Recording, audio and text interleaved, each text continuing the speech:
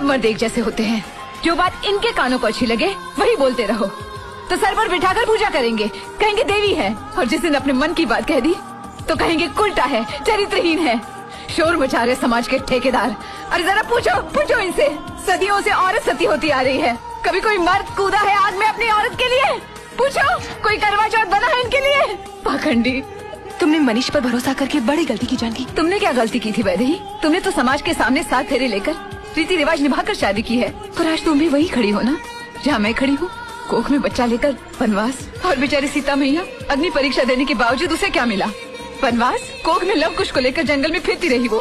काश सीता जी ने भी वही किया होता जो तुमने किया है, तो आज कोई मर्द किसी औरत की अग्नि परीक्षा की मांग नहीं करता। छोड़ न वैदेही, भाड़ में जाए मर्दजाद।